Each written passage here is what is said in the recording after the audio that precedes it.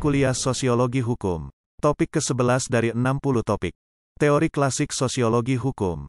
Bagian pertama. Para pemikir sosiologi hukum adalah sosiolog yang berminat mempelajari hukum, banyak menyajikan pendapat tentang hukum, baik itu hukum dalam pengertian yang otonom maupun hukum dalam hubungannya dengan bidang lain di luar hukum.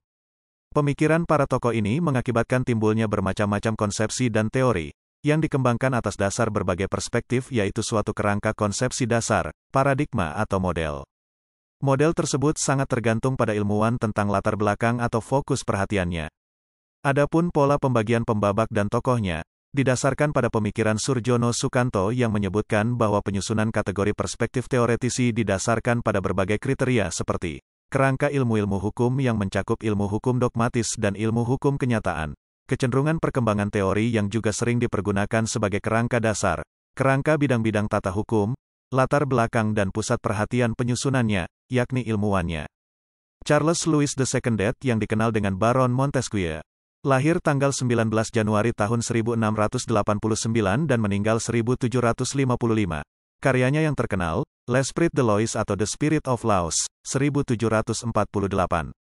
Inti ajaran Charles Louis II sebagai berikut. A. Mencari ke bawah kulit peraturan formal hukum untuk mendapatkan inspirasi serta hubungannya dengan bentuk pemerintahan dan dengan suatu substruktur sosial yang dapat berubah dari kelompok politik yang mendasarinya. B. Untuk menyelenggarakan hukum sebagai hal yang selalu ada dengan sewajarnya, hubungan yang perlu yang berasal dari sifat yang sewajarnya yang akan menerangkan terjadinya berbagai jenis politik yuridis karena sifat ketergantungannya pada fenomena sosial lainnya seperti adat istiadat penduduk, agama, niaga, dan lain-lainnya. C. Meletakkan kajiannya pada persoalan bagaimana hubungan hukum dengan negara sebagai pelaksana hukum. D. Hukum tergantung pada bentuk dan bagaimana fisik setempat sehingga kajiannya menggunakan fisika sosial. E. Membebaskan sosiologi hukum dari segala kecenderungan metafisika yang dogmatis dan membawanya pada telaah yang lebih dekat pada perbandingan hukum. F. Hukum diselenggarakan oleh pembuat undang-undang dan membedakan hukum dengan adat istiadat. Menurutnya bahwa hukum diselenggarakan, sedangkan adat istiadat diilhamkan. G. Menekankan pada aspek statis hukum. H. Hukum merupakan bagian integral dari kebudayaan masyarakat. I. Hukum merupakan hasil dari berbagai faktor dalam masyarakat seperti adat istiadat, lingkungan fisik, dan lain-lain sehingga hukum dapat dipahami ketika hukum itu berkembang. J. Hukum bersifat relatif, secara abstrak tidak ada hukum yang baik atau buruk jika dipelajari sesuai masyarakat bahwa hukum itu baik. Setiap hukum harus dipelajari dalam kaitannya dengan latar belakang perkembangan masa lampau dan keadaan sekelilingnya. Apalagi hukum sesuai dengan kerangka tersebut maka hukum itu merupakan hukum yang baik. K. Metode yang digunakan Montesquieu adalah sosiologis, komparatif, dan naturalisme. L. Pembagian kekuasaan, the separation of powers, yang disebut dengan trias politika yaitu pemisahan yudikatif, eksekutif, dan legislatif, yang semua berasal dari John Locke, yudikatif, eksekutif, dan federatif, hubungan antar negara. Fried Karl von Savigny, lahir tahun 1779 dan meninggal tahun 1861. Von Savigny merupakan pendiri mazhab sejarah dan kebudayaan serta memopulerkan istilah ilmu hukum historis. Mazhab sejarahnya didasarkan pada romantik yang merupakan reaksi terhadap rasionalisme. Berikut ide pemikirannya. A. Nalar merupakan bentuk yang paling sempurna dari hukum. B. Rasionalisme dengan revolusi Perancis tahun 1789 gagal dengan cara doktriner maka ada reaksi terhadap premis rasionalismenya.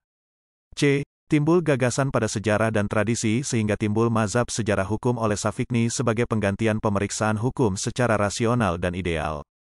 D. Hukum tidak dengan sengaja disusun oleh pembentuk hukum. Hukum ditemukan tidak dibuat. Hukum tumbuh karena adanya proses dan proses itu tidak disadari dan organis sehingga perundang-undangan dianggap kurang penting bila dibandingkan dengan adat kebiasaan. E. Karena hukum berkembang dari hubungan-hubungan hukum yang mudah dipahami dalam masyarakat primitif ke hukum yang lebih kompleks dalam peradaban modern, kesadaran hukum tidak dapat lebih lama lagi menonjolkan dirinya secara langsung, tetapi disajikan oleh para ahli hukum secara teknis. Akan tetapi, ahli hukum tetap merupakan suatu organ dari kesadaran hukum, terkait pada tugas untuk memberikan bentuk pada apa yang ia temukan sebagai bahan mentah. Perundang-undangan menyusul pada tingkat akhir, oleh karena itu ahli hukum sebagai pembuat undang-undang relatif lebih penting daripada pembuat undang-undang. F. Undang-undang tidak dapat berlaku atau dapat diterapkan secara universal. G. Hukum merupakan perwujudan dari kesadaran hukum masyarakat. H. Hukum berasal dari adat istiadat dan kepercayaan bukan berasal dari pembentuk undang-undang. I. Aspek yang dinamis dari hukum diserahkan pada sejarah hukum. J. Menentang kodifikasi hukum karena keputusan dari badan legislatif untuk kodifikasi hukum dikhawatirkan akan membahayakan masyarakat karena tidak sesuai dengan kesadaran hukum masyarakat. K. Secara fundamental, hukum terbentuk oleh adat istiadat dan kepercayaan populer atau oleh kekuatan-kekuatan internal yang bekerja secara diam-diam. L. Hukum sesungguhnya senantiasa merupakan keinginan yang wajar dari masyarakat. M. Hukum tidak mungkin dipisahkan dari masyarakat atau sejarah suatu bangsa. Oleh karena itu, dalam ruang dan waktu yang serba relatif, hukum selalu berubah sesuai dengan keadaan. N. Hukum hanya dapat dimengerti dengan menelaah kerangka sejarah dan kebudayaan ketika hukum tersebut timbul. O. Sangatlah penting melakukan penelitian hubungan hukum dengan struktur masyarakat beserta sistem nilai-nilainya. P. Pandangan sosiologi dalam metode historis dibuktikan dengan dua alasan. A. Sejarah dipandang sebagai tindakan berturut-turut daripada tindakan masyarakat. B. Paham sejarah telah dikembangkan lebih lanjut menjadi sosiologi hukum. Q. Keseluruhan hukum sungguh-sungguh terbentuk melalui kebiasaan dan perasaan kerakyatan yaitu melalui pengoperasian kekuasaan secara diam-diam. R. Hukum berakar pada sejarah manusia ketika akarnya dihidupkan oleh kesadaran dan kebiasaan warga masyarakat. Herbert Spencer, pendiri sosiologi, teori evolusi hukum. Pendiri sosiologi dan teori evolusi hukum ini lahir tanggal 27 April tahun 1820 dan meninggal tanggal 8 Desember tahun 1903. A. Standar ilmu biologi yang dipengaruhi teori evolusi dari Charles Darwin, dan menggunakan prinsip tersebut dalam menerangkan semua fenomena berdasarkan hukum evolusi materi secara bertahap. B. Ajarannya mengenai prioritas individu atas masyarakat, individualisme, dan prioritas ilmu pengetahuan atas agama serta ia senantiasa berusaha supaya fenomena sosial ditangani secara ilmiah. C. Menggunakan teori evolusi masyarakat yang merupakan evolusi dari seluruh jagat raya. Masyarakat disamakan dengan suatu organisme yang berdiri sendiri dan berevolusi terlepas dari kemauan dan tanggung jawab anggotanya dan di bawah kuasa suatu hukum.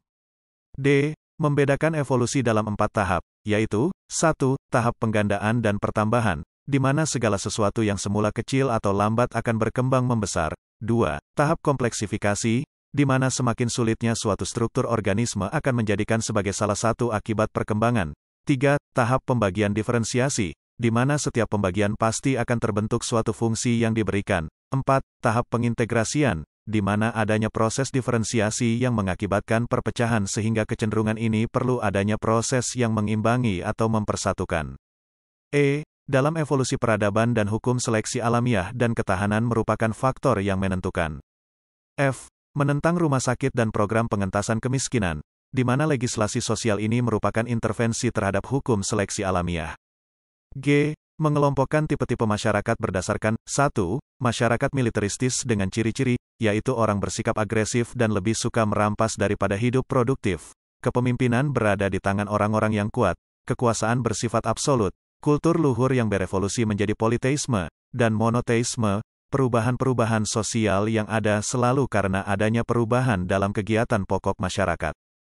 2. Masyarakat industri dengan ciri-ciri lebih mengutamakan kerja-kerja yang bersifat lebih produktif dengan ciri demokrasi, adanya liberalisme dalam memilih agama, adanya otonomi individu, kemampuan seseorang ditentukan oleh faktor biologis, masyarakat industri adalah masyarakat damai. H. Dalam sejarah hukum perbandingan adanya ketegangan pada umumnya antara dua kekuatan yang bekerja dalam individu secara biologis, kekuatan-kekuatan egoistis yang membuat ia menuntut hak-hak dan kekuatan-kekuatan moral yang membuatnya merasa sebagai anggota kelompok sosial yang terikat pada berbagai kewajiban. Itulah materi topik ke-11 mata kuliah Sosiologi Hukum.